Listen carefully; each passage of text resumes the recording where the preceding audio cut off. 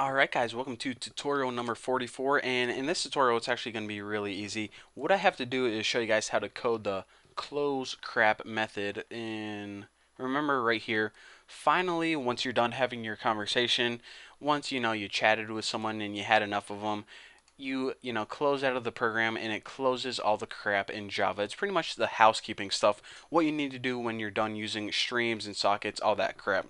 So go ahead and make a new method outside or right under your while chatting method, because this is going to happen once you're done chatting. And we'll just name it, actually we need to code this first.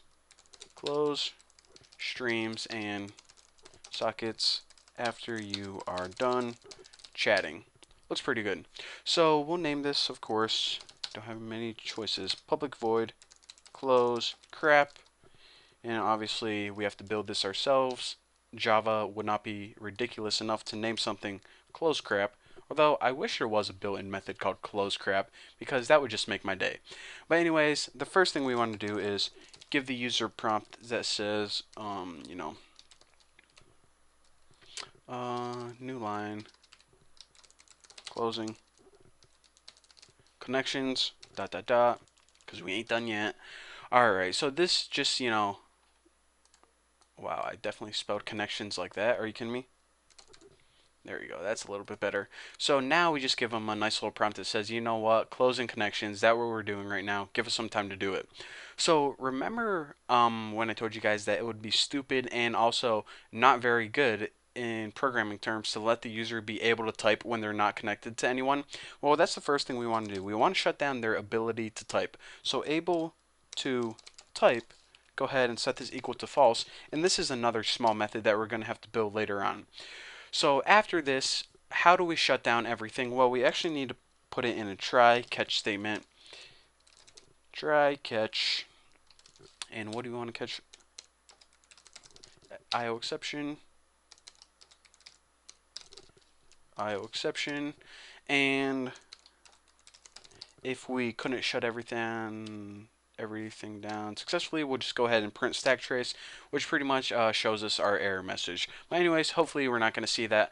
Hopefully what's going to happen is it's going to allow us to execute this try block, which consists of 3 very, very short lines of code. So the first thing we need to do is we need to close the streams when we are done with it. So remember the name of the first stream that we could send stuff to them was output. Go ahead and close this, which pretty much says, okay, you don't need that anymore. I'm just going to close it.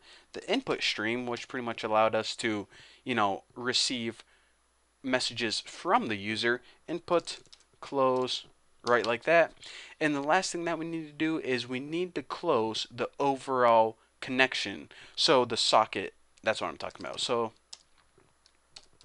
connection, close, right there, closes the socket. So again, this closes the socket or the main connection between your computer and another computer.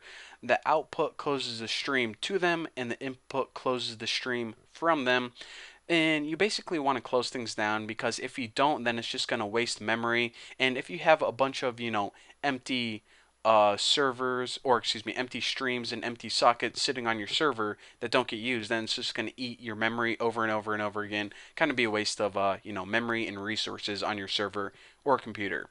So guys, good news. That's all you have to do for closing crap down.